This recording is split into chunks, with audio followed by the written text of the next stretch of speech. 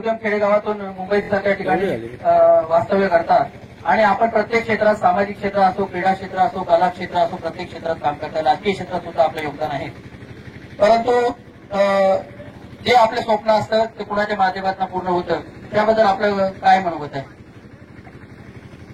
आपण नेहमी काम करताना एक विश्वास दाखवला पाहिजे आणि तो विश्वास जर आपण दाखवला आणि जर आपण श्रद्धा सबुरी ठेवली तर नक्कीच आपण त्या कुठलंही क्षेत्र असू दे त्या क्षेत्रामध्ये आपण यशस्वी होतो. त्यासाठी कडून मेहनत केली पाहिजे. बाकी दुसरं काही नाही. फक्त समोरच्या जी स्पर्धा असेल किंवा एखादी संस्था असेल, पक्ष असेल, काही असेल किंवा एखादं काम हातामध्ये घेतलं असेल त्यावर विश्वास, श्रद्धा सबुरी आणि कठोर मेहनत केली पाहिजे, तरच आपण यशस्वी प्रत्येक क्षेत्रामध्ये होऊ शकतं.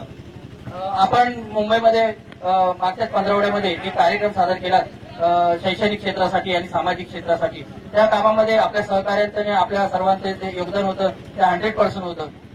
तुम्ही इथल्या कोर कमिटीला काय संदेश देऊ इच्छिता? मला असं म्हणणं आहे की आम्ही जे काय आता सामाजिक क्षेत्रातून जे काही काम करतो त्यातून आम्ही निधी उपलब्ध करतो. स्वतः आम्ही काही आमचे जे पदाधिकारी ते खर्च करतात. त्यातून आम्ही आपल्या गोरगरिबांना जे काही मदत करायची म्हणजे वैद्यकीय क्षेत्रामध्ये मदत किंवा शैक्षणिक क्षेत्रात मदत, अशा बऱ्याचशा मदत आम्ही आता केलेली आहे आणि आता करतोय.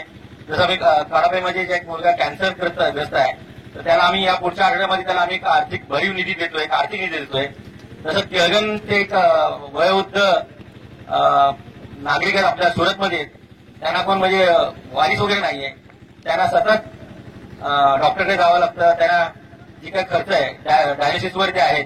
मग अशा लोकांना कोणच नाही तिथे आम्ही आता आर्थिक मदत करून त्यांना वैद्यकीय मदत आम्ही आमच्या रायगड शिवसेनेच्या माध्यमातून करतोय.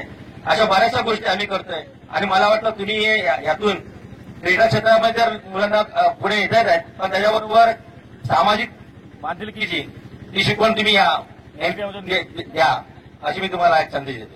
मी आपल्याला व आपल्या रायगड शिवसह्याद्री प्रतिष्ठानला आणि सर्व सदस्यांना हार्दिक शुभेच्छा देतो आपल्या भरीव कामगिरीसाठी. धन्यवाद.